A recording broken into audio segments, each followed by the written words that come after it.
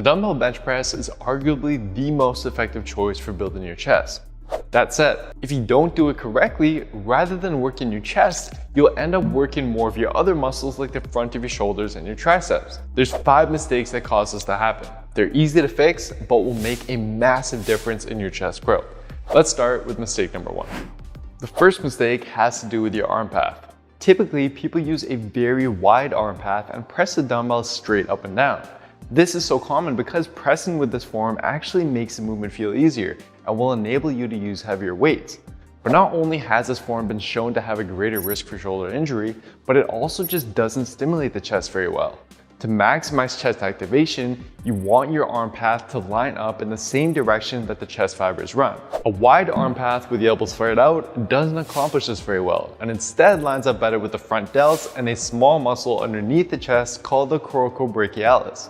This is why many of you likely feel this movement more in the front of your shoulders rather than your chest. So to align the arm path with the majority of the chest fibers, you'll instead want to tuck your elbows to about a 45 to 60 degree angle away from your body and allow your grip to turn in slightly with your elbows. Just keep in mind that when you apply this form, the dumbbells will no longer move straight up and down, but rather forwards on the way down towards your mid-chest and then backwards on the way up towards your shoulders.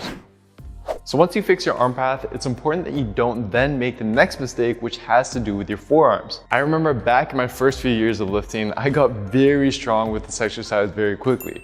I'd take the 95-pound dumbbells and throw them around like they were nothing. Yeah, buddy! Wait! But I noticed that although my arms definitely got bigger, my chest just never really grew. Eventually, I realized what I was doing wrong. As the weights would get heavier, I'd start bending my forearms inwards more and more without realizing it. This is a compensation that is very common, especially among those who struggle with their chest development. This is because by bending the forearms inwards, you're actually shortening the lever, which makes the movement easier by taking some of the load off the chest. It also gets the triceps more involved to take on some of the load as well. And even the most subtle of a bend can drastically decrease the load placed on the chest.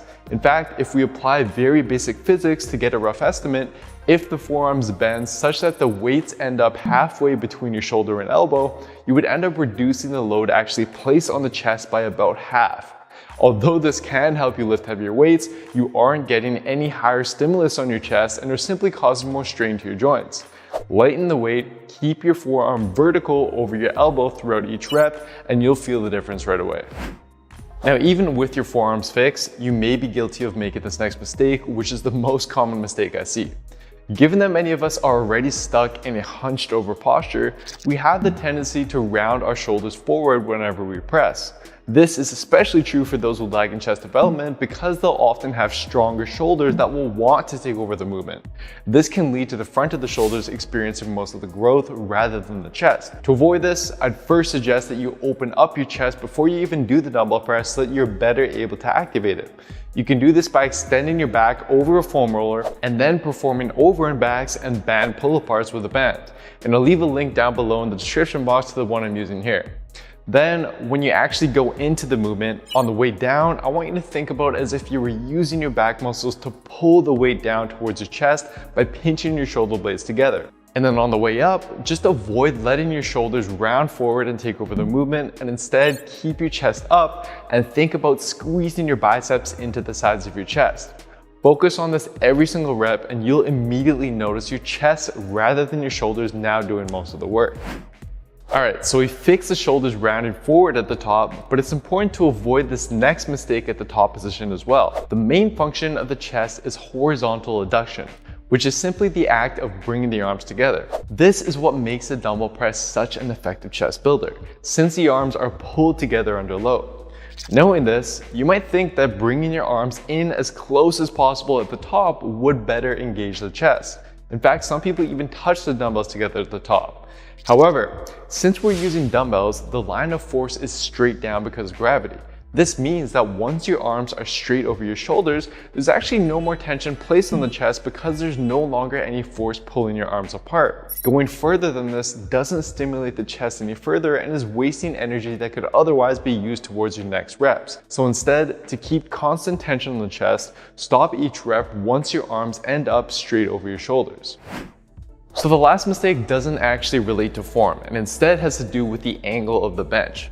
The flat dumbbell press is great, but most of the growth you get from this exercise will be in the middle portion of your chest, which can lead to the upper and lower portions of the chest becoming underdeveloped. In fact, in a recent 2020 paper, subjects that performed the incline bench press experienced over double the growth in the upper portion of the chest when compared to subjects that only performed the flat bench press. So in addition to doing just the flat dumbbell bench press, I'd also recommend doing an incline dumbbell press once a week as well. However, when you do this exercise, research has shown that just a very slight incline of about 15 to 30 degrees is optimal to target the upper chest. This is usually just 1 to 2 notches up from the bottom position of a bench. For most individuals, anything higher than that often causes the front delts to take over instead. In fact, for some of you, even just a slight elevation by placing a weight plate under the end of a bench may be all you need to really target the upper chest. Now, as for the lower portion of your chest, for most people, the flat dumbbell press will already hit this region quite well. Some studies, however, suggest that a slight decline can actually help activate this region even more effectively. So in this case, you can place a weight under the other end of the bench to create just a slight decline. Try that out, see how it feels, and feel free to add it to your weekly routine such that you're doing a pressing movement that biases the upper chest, a pressing movement that biases the mid chest, and a pressing movement that biases the lower chest. Just remember that all the previous mistakes we went through apply to these dumbbell press variations as well. Now, after you apply these various fixes, you'll notice that you won't be able to lift nearly as much as you used to. It might hurt the ego, but realize that this is a good thing.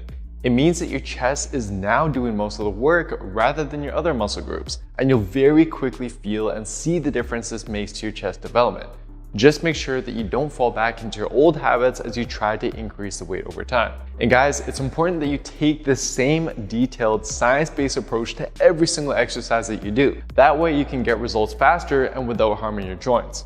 For a step-by-step plan that puts this all together for you, just head on over to builtwithscience.com and take our analysis quiz to discover which of my programs are best for you and your specific body. I'd also highly recommend giving these videos a watch next to see if you might be guilty of making similar mistakes with your deadlift or with your squat. Thank you so much for watching, and I'll see you next time.